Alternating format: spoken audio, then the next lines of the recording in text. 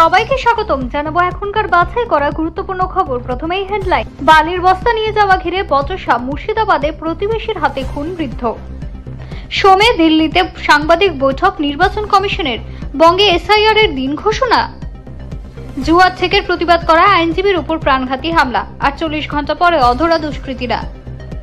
পৃথিবীর দ্বিতীয় সর্বোচ্চ মোটরবাইক পাস জয় 2 বঙ্গকন্যার। কলকাতায় ঝিরিঝিরি বৃষ্টি শুরু, 12 ঘন্টার মধ্যে জন্ম নেবে মান্থা। রাজ্যে কি প্রভাব? বিস্তারিত খবরে যাওয়ার আগে ভিডিওটিতে একটি লাইক দিন এবং চ্যানেলটি সাবস্ক্রাইব করুন। এখন বিস্তারিত খবর। বালির বস্তা তুলে বাড়ি নিয়ে যাওয়া নিয়ে বিবাদ, তার জেরে খুন হলেন এক বৃদ্ধ।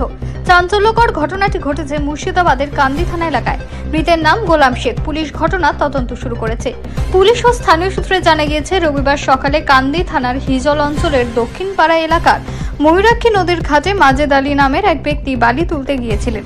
বাড়ির গোয়ালে বালি ফেরার দরকার ছিল বলে পরিবার সূত্রে খবর। সেজন্য নদীর ধার থেকে বালি আনতে গিয়েছিলেন তিনি। ওই ব্যক্তি এক বস্তা বালি নিয়ে যাওয়ার সময় ফজু শেখ নামে এলাকারই এক যুবক তাকে বাধা দেন বলে অভিযোগ। দুজনের মধ্যে বিবাদ হয়। ফজু শেখ মাজেদ আলীকে মারধর করেন বলে অভিযোগ। সে সময় ভাই মাজেদকে বাঁচাতে ঘটনাস্থলে যায় বৃদ্ধ গোলাম শেখ। অভিযোগ, সেই সময় বৃদ্ধকেও মারধর করা হয়। আক্রান্ত ওই বৃদ্ধ রাস্তাতেই লুটিয়ে পড়ে।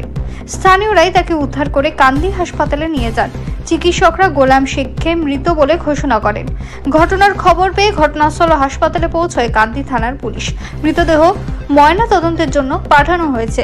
পুলিশ তদন্তে নেমে অভিযুক্তকে আটক করে জিজ্ঞাসাবাদের জন্য নিয়ে গিয়েছে বলে খবর। এদিকে এই খুনের ঘটনায় স্থানীয় বাসিন্দাদের মধ্যে ক্ষোভ ছড়ায়। অভিযুক্তদের কড়া শাস্তির দাবি তোলা হয়েছে। পুলিশ কথা বলে বিক্ষোভকারীদের আশ্বস্ত করে। ঘটনার পরিবারে শোকের ছায়া। মাস পেরোলে বাংলায় এসআইআর বা বিশেষ নিবিড় সংশোধনের কাজ শুরু হবে বলে ইঙ্গিত মিলেছিল। সোমবারই কি সেই দিনক্ষণ ঘোষণা হবে? সে জল্পনা উস্কে দিল জাতীয় নির্বাচন কমিশনের ঘোষণা। বিজ্ঞপ্তি দিয়ে জানানো হয়েছে, সোমবার বিকেল 4:15 দিল্লি নির্বাচন সদন থেকে সাংবাদিক বৈঠক করবেন কমিশনের কর্তারা। অনুমান সে বৈঠকেই ঘোষণা হতে পারে বাংলা সহ একাধিক রাজ্যে এসআইআর এর নির্দিষ্ট সূচি। বারাসতের জনবহুল রাস্তার ধারে প্রকাশ্যে চলছিল জুয়ার ঠেক। তার প্রতিবাদ করায় আইনজীবীর উপর প্রাণঘাতী হামলা চালানোর অভিযোগ উঠল দুষ্কৃতীদের বিরুদ্ধে। এমনকি মারধরের পর আইনজীবীর গলা থেকে ছিনতাই করে নেওয়া হয় সোনার চেনও। ঘটনার পর আক্রান্ত আইনজীবী সুশান্ত কুণ্ডুকে চিকিৎসার জন্য হাসপাতালে ভর্তিও থাকতে হয়। হাসপাতাল থেকে ছাড়া পেয়েই তিনি সরাসরি পুলিশের দ্বারস্থ হন। গোটা ঘটনাটি লিখিত আকারে অভিযোগও জানান বারাসাত থানায়। কিন্তু অভিযোগ দায়েরের 48 ঘন্টা পরেও পুলিশ অভিযুক্তদের কাউকে গ্রেফতার করতে পারেনি, যা নিয়ে প্রশ্নের মুখে পড়েছে পুলিশের ভূমিকা। এ নিয়ে আক্রান্ত আইনজীবীও ক্ষোভ প্রকাশ করেছেন। যদিও পুলিশের দাবি অভিযুক্তরা পলাতক, তাদের ধরতে সব রকমের চেষ্টা চলছে। ঘটনার সূত্রপাত 20 অক্টোবর কালীপুজোর রাতে। সেদিন টাকি রোড ধরে বিধান পার্কের বাড়িতে ফিরছিলেন বারাসাত আদালতের আইনজীবী সুশান্ত। সেই সময় তিনি লক্ষ্য করেন রাস্তার ঠিক পাশে কয়েকজন জুয়ার বোট চালাচ্ছে। তা দেখে এগিয়ে যান সুশান্ত। তিনি জিজ্ঞাসা করেন, কে তাদের এখানে অপকর্ম চালাতে বলেছে। অভিযোগ তার শুনে 4 থেকে 5 জন ঘিরে ধরে তাকে। কিছু বুঝে ওঠার আগে দুষ্কৃতীরা চড়াও হয় তার উপর, চলে মারধরও। আক্রান্ত আইনজীবী তার অভিযোগপত্রে জানিয়েছেন, জুয়ারিদের একজন ফোন করে ঘটনার মূল পান্ডা মানিক দত্তকে ডেকে নিয়ে আসে ঘটনাস্থলে। সেখানে এসে সে আমার কাছে থাকা মোবাইল কিনে নেওয়ার চেষ্টা করে। বাধা দিলে ঘাড় ধাক্কা দেওয়া হয়, চলে এলোপাথারি, কিল, লাথি, ঘুষিও। অভিযোগপত্রে তিনি আরো জানিয়েছেন, মারধরের সময় মত্ত অবস্থায় ছিল মূল অভিযুক্ত। সে বারবার শাসানি দিতে থাকে, তোকে বাড়াবাড়ি করতে কে বলেছে? তোর উকিলগিরি ঘুচিয়ে দেব। পুলিশ উকিল, তোকে কেউ বাঁচাতে পারবে না, তোর যা করার করে নে। মহিলারা কি না পারে, কেবল ঘরে বাইরে সীমাবদ্ধ নেই তাদের জীবন। তাই তো বাঁকুড়ার 2 নারী সোজা বাইক চালিয়ে পৌঁছে গেলেন লাদাখের উমলিংলা পাসে। জয় করলেন পৃথিবীর দ্বিতীয় সর্বোচ্চ মোটর বাইক পাস, যার উচ্চতা 19,024 ফুট। এই সফল 2 নারী হলেন বাঁকুড়া সম্মিলনী মেডিকেল কলেজ ও হাসপাতালের চিকিৎসক সুনিতা বাগদি এবং বাঁকুড়া মিশন গার্লস হাই স্কুলের শিক্ষিকা মুন্না পাল। বিয়ের আগে রক্ত পরীক্ষা করানো এবং থ্যালাসেমিয়া মুক্ত সমাজ গড়ার ডাক দিয়ে তারা এই বাইক যাত্রা শুরু করেন বাঁকুড়া থেকে। জানা গিয়েছে, বাঁকুড়া এক্সপ্লোরেশন নেচার একাডেমির 4 সদস্য 3 অক্টোবর 4টি বাইক নিয়ে বাড়ি থেকে যাত্রা শুরু করেন। সেই দলে ছিলেন চিকিৎসক সুনিতা বাগদি, শিক্ষিকা মুন্না পাল সহ পোষিত স্কুলের শিক্ষক সুকান্ত পাল ও ব্যবসায়ী শেখ আলিমুদ্দিন। বাইক নিয়ে শ্রীনগর, কার্গিল, লে হয়ে 16 অক্টোবর দুপুরে তারা লাদাখের উমলিংলায় পৌঁছন। উমলিংলা জয় করার পর অবশেষে 14 দিনের দীর্ঘ বাইক সফর শেষে 24 অক্টোবর অর্থাৎ শুক্রবার তারা সুস্থ শরীরে বাঁকুড়ায় ফিরেছে।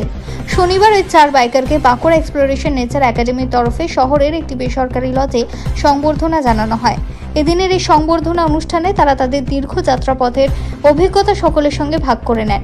অনুষ্ঠানে উপস্থিত ছিলেন বাঁকুড়া সম্মিলনী মেডিকেল কলেজ ও হাসপাতালের অধ্যক্ষ চিকিৎসক পঞ্চানন কুণ্ডু, সদর থানার IC Sujoy Tung, Bankura voluntary blood donors association সহ সভাপতি এবং এলাকার বিশিষ্টজনরা ও সংগঠনের সভাপতি, সম্পাদক সহ অন্যরা।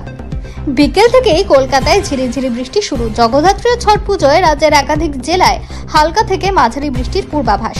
নেপথ্যে দক্ষিণ পূর্ব বঙ্গোপসাগরে অতি গভীর নিম্নচাপ।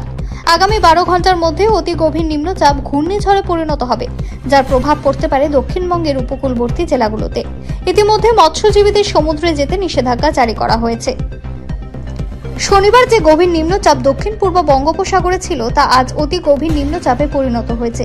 রবিবার সকাল 11:30টার সময় এর অবস্থান ছিল দক্ষিণ পূর্ব বঙ্গোপসাগরে।